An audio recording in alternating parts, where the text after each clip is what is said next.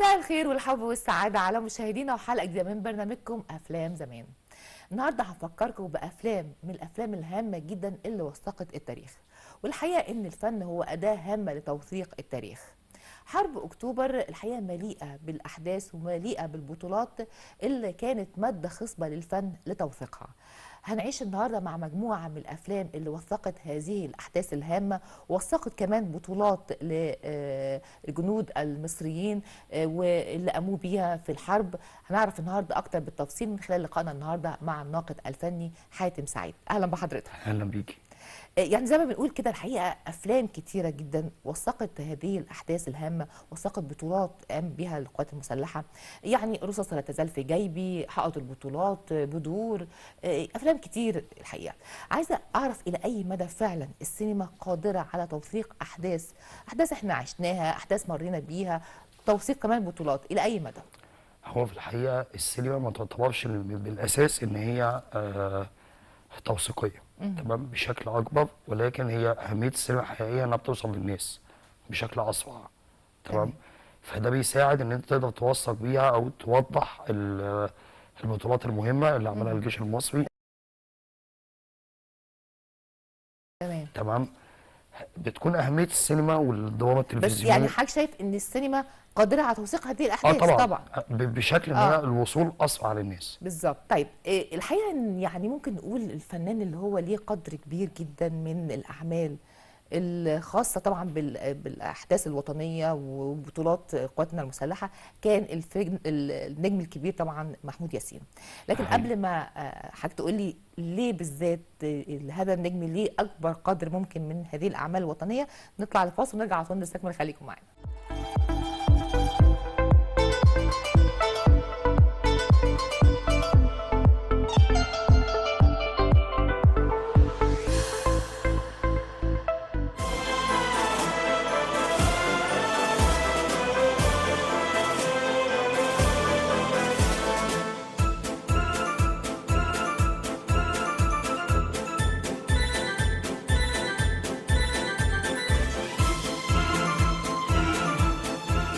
ربما كانت مجرد مصادفة أن يرحل الفنان محمود ياسين في شهر. لا مؤاخذة سيادتك كنت أخرس. ولا اخرس ولا حاجه، دي كانت حركه بتاعت وقتها بس. طب كنت أشول بقى. ولا اشمل كمان. النهارده أنا محتار أقتل بيها مين ولا مين. كل يوم بيمر عليا بحس إني كنت غلطان. رصاصة واحدة مش كفاية، كان لازم أرجع ب10 ب100 ب1000. لا يا محمد، اوعى تنهار. كل اللي حصل وحكيت لي عنه انا شفته وعشته، واعترف اني كنت على وشك الانهيار فعلا. بدأ محمود ياسين يتألق مع الأفلام الحربية عام 1972 كفيلم أغنية على الممر أثناء حرب الاستنزاف للمخرج علي عبد الخالق، وقدم فيلم الوفاء العظيم والذي أنتج بعد عام واحد فقط من حرب السادس من أكتوبر. وشارك ياسين البطولة كلا من نجلاء فتحي وكمال الشناوي. وفيلم بدور أنتج عام 1974 وشاركت نجلاء فتحي الفنان محمود ياسين البطولة.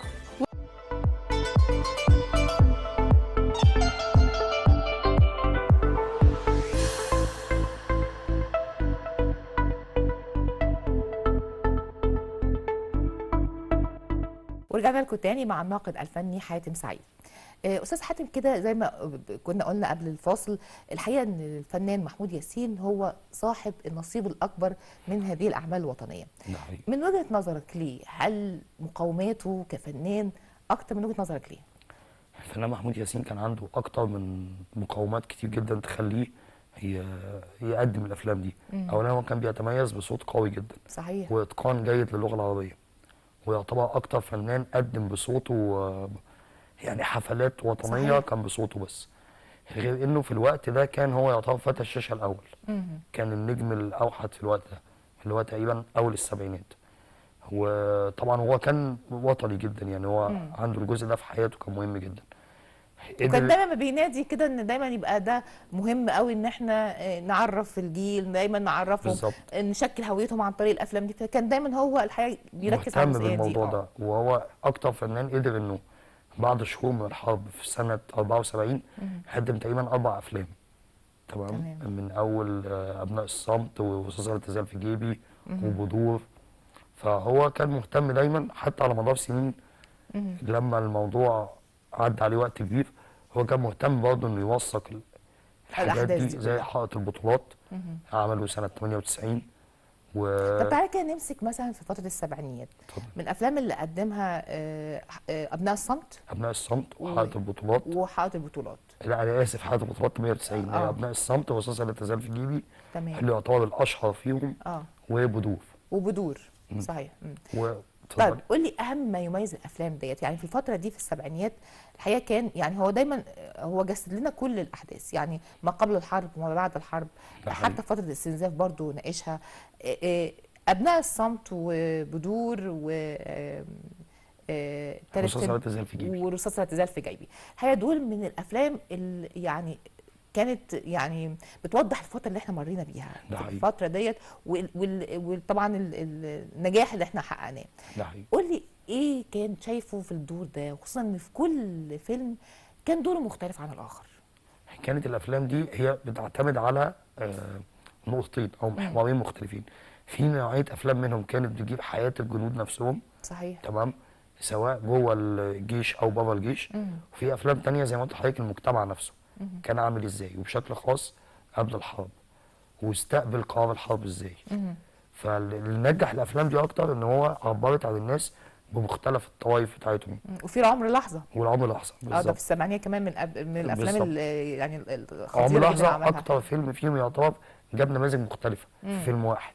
وعايزه اقول ان الرصاصه لا تزال في جيبي الحقيقه الفنان القدير محمود ياسين قال ان هو صوره في نفس الاماكن اللي جرى فيها الحرب، وكانت تحت رعايه قيادات الجيش في ذلك الوقت، وفي محافظات بورسعيد والاسماعيليه وقناه السويس. والحقيقه ان احداث الفيلم كلها بتدور حوالين محمد اللي هو رجع من غزه بعد نكسه 67، وطبعا بيقع او هو في حب مع ابنه عمه فاطمه. طبعا احداث كتيره بتدور في قالب وطني، في قالب رومانسي كمان. طبعا هو قصه للكاتب الكبير احسان عبد القدوس، واخراج ايضا حسام الدين مصطفى، بطوله كوكبه كبيره من النجوم: نجوى ابراهيم، يوسف شعبان، حسين فهمي، وطبعا محمود ياسين. نطلع لفاصل ونرجع على طول نستكمل، خليكم معانا.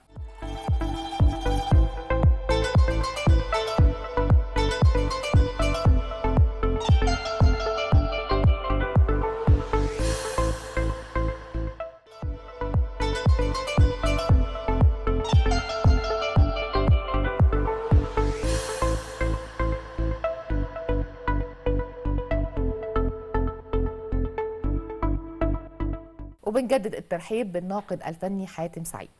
طب استاذ حاتم كده تعالى بقى نقسم الفترات، يعني الافلام اللي قدمت في كل فتره. كل فتره طبعا في السبعينيات احنا كنا في حاله كده عايزين نتفرج على افلام تدينا كده ان احنا انتصرنا، ان احنا حققنا حاجه. والافلام الحقيقه في الوقت ده كانت هي ملائمه: ابناء الصمت وكمان والعمر لحظه كمان. دي من الافلام اللي كانت بتتكلم عن الوضع ده. هل احنا انجذاب الجمهور في الوقت ده لان هو كان عايز فرحه، كان عايز يحس ان هو انتصر بجد؟ شايف ايه الافلام في الوقت ده مختلفه عن مثلا اتقدمت في الثمانينات؟ اعدام ميت مثلا في الثمانينات، مختلفه عن التسعينيات. الطريق الى ايلات. فيعني كل 10 سنوات حقيقه في تيمه مختلفه. التيمه الخاصه بالسبعينيات. السبعينات كانت زي ما قلنا لحضرتك ان التيمه الاكبر كانت توثيق ونقل المجتمع كان عامل ازاي في الوقت ده، وقت الانتصار ووقت قبل الحرب. في الثمانينات الموضوع اختلف بعد نجاح رأفت الهجان، بقى بشكل اكبر البطولات اللي اتعملت او يعني العمليات اللي اتعملت بشكل مختلف. يعني شبه رأفت الهجان كده. هي مثلا اعدام ميت مثلا ده كان شغل العمليه المخابراتيه. تمام. وحاجات شبه في التسعينات بدأ الاستعانه اكتر بشغل الادبي اكتر. يعني زي مثلا حكاية الغريب ده كان قصة قصيرة لجمال الغيطاني. تمام. وتم تحويلها اللي نص فيلم. تمام، لان كمان الغيطاني كان مراسل حربي في الوقت ده. يعني تمام. في وقت بعد 67 وقت الحرب كان هو صحفي اه. مراسل حربي في الاجواء دي، وليه كتب كتير جدا عن المرحله دي. فكل مرحله اولا الممثلين بيختلفوا، جيل جديد من المخرجين بيطلعوا. يعني احنا كنا في السبعينات كنا حريصين ان احنا نوثق احداث، بالظبط. انما في الثمانينات بطولات بشكل اه. اكبر، وجيل مختلف بيطلع من المخرجين عايز يقول المرحله دي من وجهه نظره وعايز يكتبها من وجهه نظره. بس عايزه اقول بقى ان الحقيقه ان في فتره كده كان في افلام وطنيه وكمان دراما وطنيه، يعني فتره السبعينات. في فتره الحقيقه قلت وجود هذه النوعيه من الافلام ده حقيقي. خالص.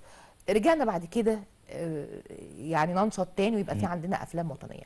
هل ده بسبب انتاج؟ هل بسبب مفيش كتابه؟ خصوصا ان طبعا عشان يبقى في كتابه لازم كتابه من نوع اخر، توثيق ده حقيقي. احداث، لازم اكون متاكده من كل حاجه.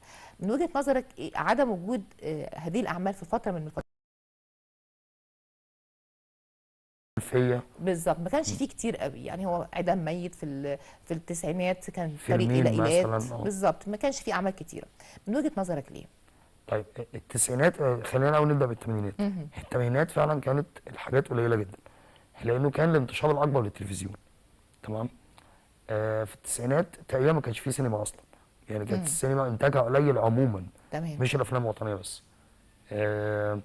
وكان الانتاج الاكبر برضه للتلفزيون. حتى فيلم حكايه الغريب هو فيلم تلفزيوني ايوه. مش فيلم سينمائي. تمام. الالفيه لما بدات تظهر نوع جديد من السينما، كان كل المهم ان يبقى فيلم تجاري، يعني في المقام الاول فيلم تجاري. ده السبب الاولاني. السبب الثاني انه فعلا ما فيش كتاب يكتبوا النوع ده. حضرتك لو جينا شفنا الافلام دي هنلاقي مؤلفين معينين اللي بيكتبوه، زي صالح مرسي مثلا اللي كتب رأفت الهجان، او مؤرخين عموما بيهتموا بكتابه النوعيه دي من الافلام، او احسان عبد القدوس او كده، دول ادباء صحيح. وعاشوا المرحله دي.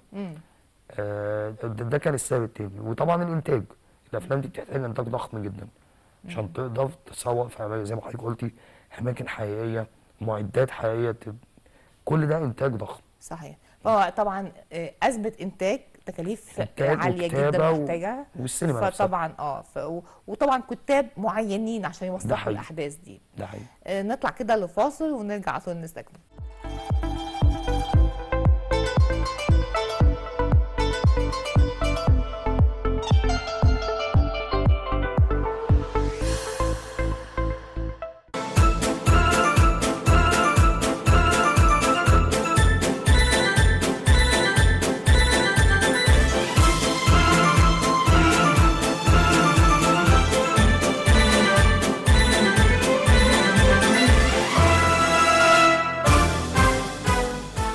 حرصت السينما المصرية على تخليد ذكرى حرب أكتوبر المجيد، جسدت من خلالها الملحمة الرائعة للجيش المصري والانتصار الكبير على العدو الإسرائيلي الذي أعلن وقتها أنه لا يقهر، إلا أنه تحطم أمام عزيمة الجندي المصري.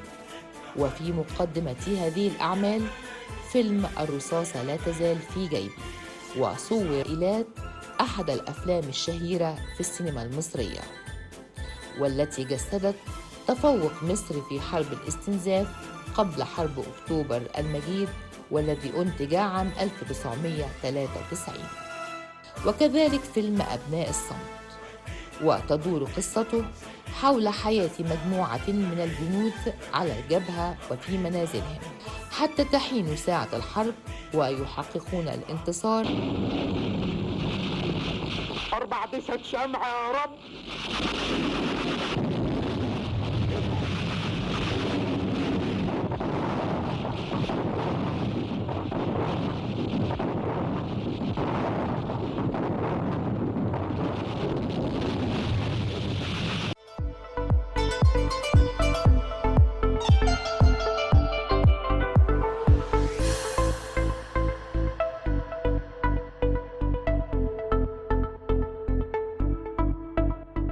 ورجعنا لكم تاني، وطبعا بنجدد الترحيب بالكاتب الصحفي حاتم سعيد.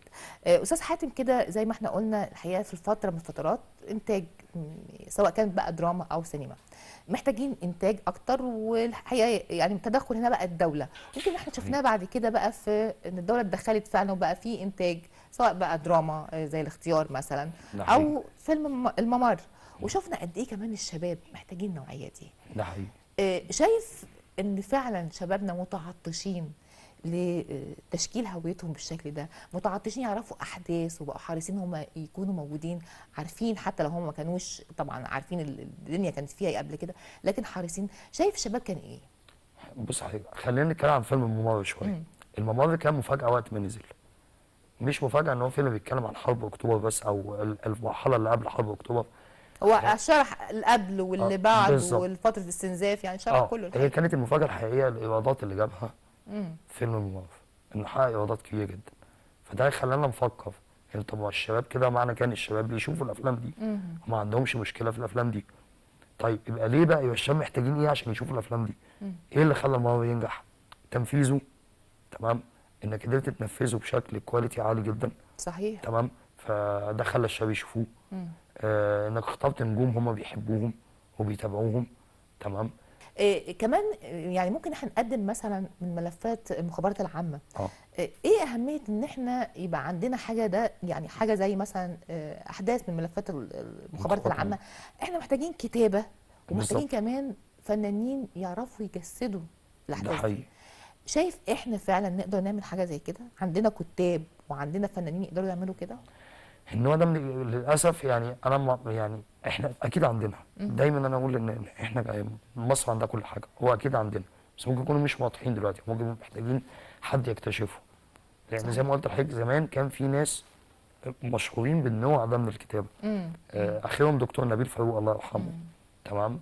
بالرغم ان هو كان بدأ حاجات شبابيه مسليه يعني زي رجل المستحيل كده، لكن يعتبر من اكتر الناس اللي كتبوا حاجات ليها علاقه بالمخابرات.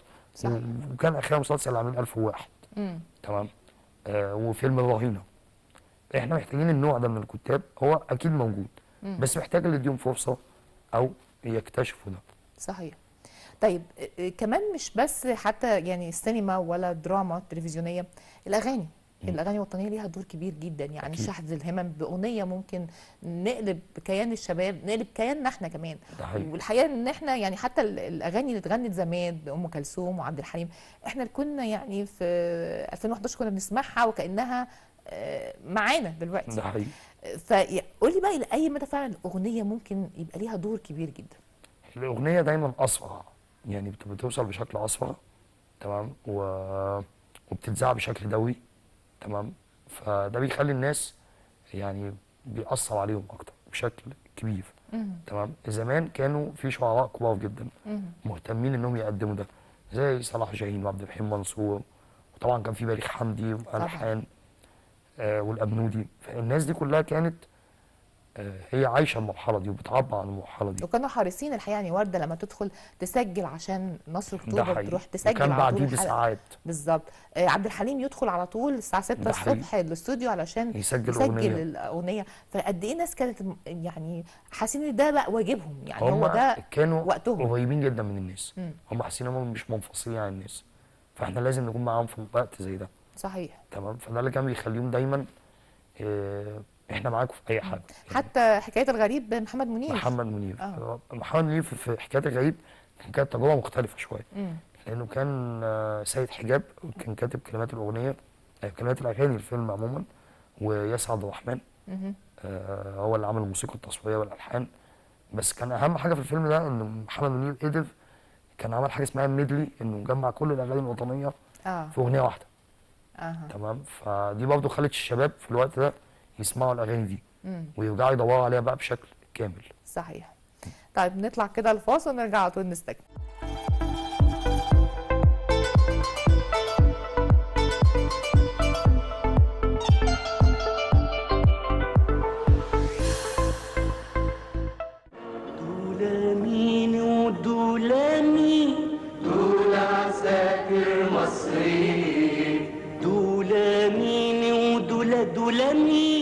دول ولادنا الفلاحين، حلوة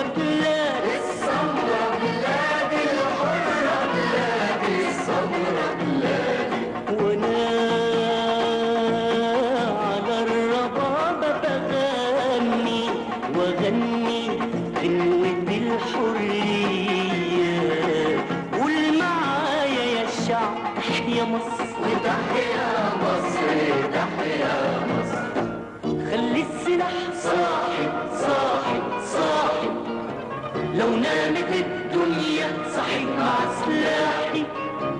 سلاحي في ايديا نهار وليل صاحي، ينادي يا ثوار عدونا غدار.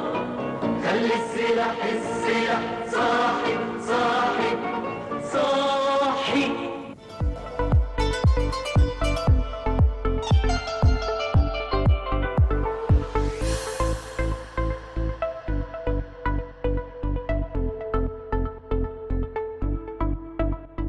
وبنجدد الترحيب بالناقد الفني حاتم سعيد.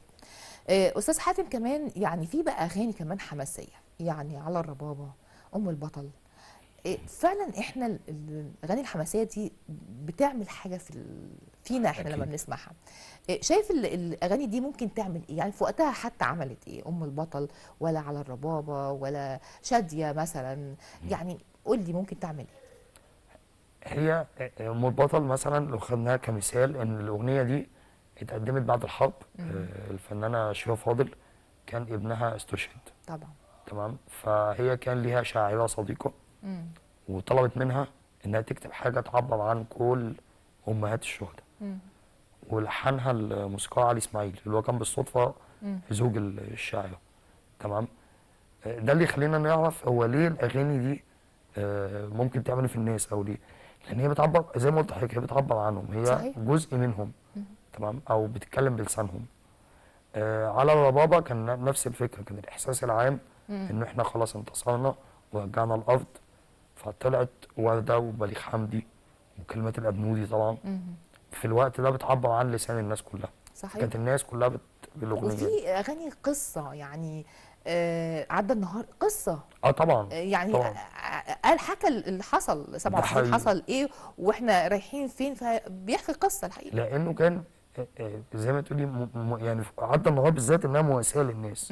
الناس كانت زعلانه جدا ومتضايقه، فهو بيحاول يوصف بشكل شاعري انه بالشعر انه ده موقف صعب لينا كلنا.